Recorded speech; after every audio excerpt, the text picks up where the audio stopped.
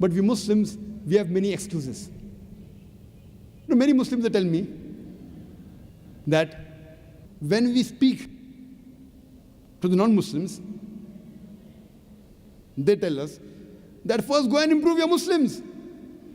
First go and improve your Muslims. See what they're doing, then come and speak to us. So because the Muslims ourselves are not good, they aren't pious, that's the reason we can't do dawah to the non-Muslims.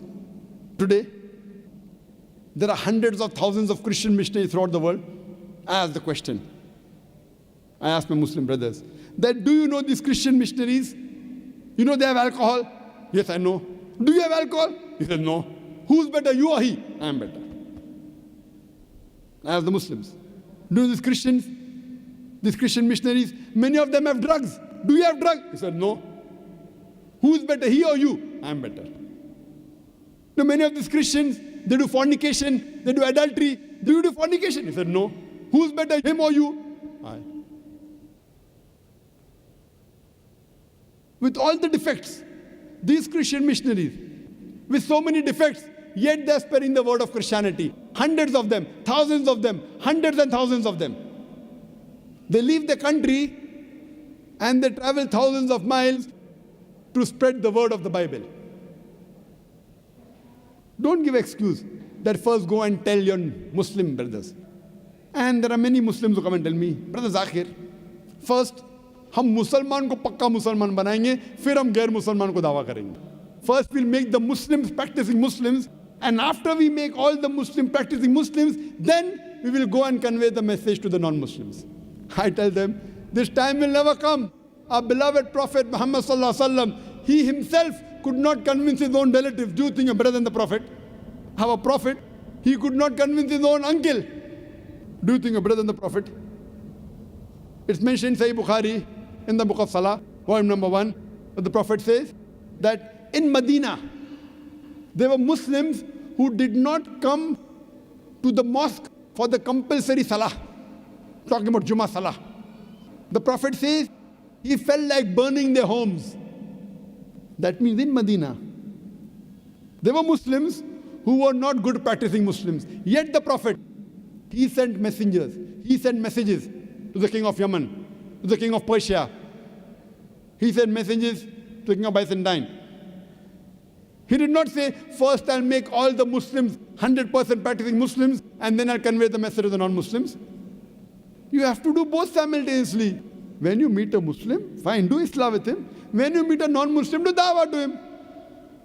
Both are equally important, dawah and Islam. But if no, which is more important? Both are important. No, which is more important? So I asked him the question. Suppose a patient of heart attack comes to a doctor, stroke. And a patient of common cold comes.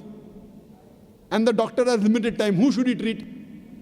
A person with heart attack or a person with common cold? Who? Heart attack. I'm talking common cold, not swine flu. Huh? Even if swine flu comes, heart attack is more important. Swine flu, it is a media hype. That's another question, we won't deal it now. So the person is a mushrik. He's doing shirk. If you don't convey the message, he will go to hell. The Muslim Islam is important, but more important is dawah. Actually, both are important. If the doctor has time, you should treat both. The person with heart attack also with common cold. So when you meet a Muslim, do Islah. When you meet a non-Muslim, do dawah. Both are equally important. Do both. You can't say, I'll first make all the Muslim pakka Musliman and then do dawah. That time will never come. Our beloved Prophet Muhammad sallallahu alaihi wasallam in the Hajjatul Wida, in the last khutbah he gave, in the last pilgrimage, there were about 110,000 Sahabas. He asked them, that did I deliver the message to you? And all of them said, Bayshak. They bore witness that yes, you have delivered the message to us. Then the Prophet said, all those who are present here, go and deliver the message to those who are not present here. And do you know, out of 110,000 Sahabas, more than 90,000 Sahabas, they are buried outside Arabia. Doing what? Making Musalman pakka Musalman, making a Muslim more pious Muslim. They were buried outside Arabia doing dawah to the non-Muslims. More than 80% of the Sahabas, they went outside following the commandment of the Prophet, doing dawah to the non-Muslims.